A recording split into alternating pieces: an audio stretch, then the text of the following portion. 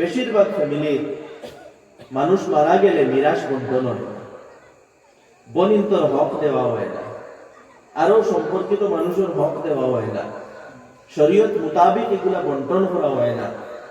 আর জানিয়া রাখো আল্লাহর গজব নাজিল হওয়ার লাগি একমাত্র এই গুনাহ আমরা উপরে কাফি, আল্লাহর গজব নাজিল হওয়ার লাগি। কারণ এটা একটা সামূহিক গুনাহ, সার্বজনীন গুনাহ।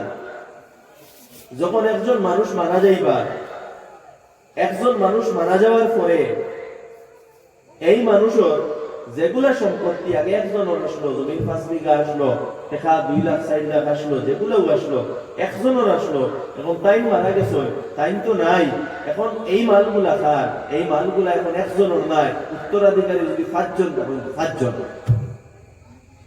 এখন এই জমির 5 জনে পাইতা, এই পয়সা 5 জনে পাইতা, এমন মাল 5 জনে পাইতা যারা উত্তরাধিকারী আছে।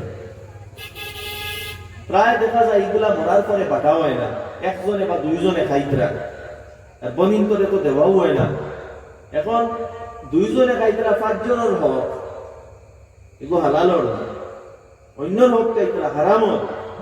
আর যতদিন খাইতে থাকবা অতদিন হারাম খাইতে, অতদিন তার নামাজ কবুল নাই, অতদিন তার রোজা কবুল নাই, তার হজ কবুল নাই, তার উমরা কবুল নাই, কিচ্ছু কবুল নাই। আর অবাধে এই গুনাহ চলে। মানুষ এই কথার জরুরতও মনে করে না যে একজন মানুষ মারা গেছে, তার আলিম উলামার কাছে গিয়া, মুফতিয়ানে কেরামের কাছে গিয়া কথা বুঝি যে তার সম্পত্তি কিলা বন্টন হইত। আমরা নিজরে মুসলমান বলিয়া পরিচয় দেই, কিন্তু এখনো আমরা সমাজে এরকম আছে যে বনিন্তরে তার হক দেওয়া হয় না। বাবা মারা গেলা, জমিন 5 বিঘা রাখলা, 2 বোন আসলা, বিয়া দিয়া দিলাইছ, এই 5 বিঘা এই 2 বোনকে কোনো হক দিতে না।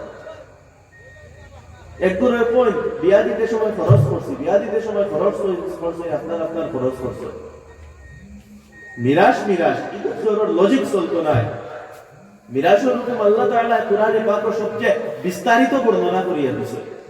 এগুলো ইজতিহাদি জিনিস না, এগুলো ক্লিয়ার জিনিস, ক্লিয়ার কাট জিনিস।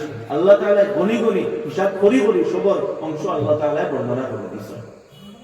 তো আমার দোস্ত বল, আমরা পরিপূর্ণ মুসলমান হইতে হইলে, পরিপূর্ণ মুমিন হইতে হইলে মিরাসের বন্টন প্রপারলি করতে হবে। এগুলোর মধ্যে কোনো গাফলতি, কোনো কারচুপি করলে আমরা হইতো না। এই ব্যাপারে বাঁচতে লাগবে।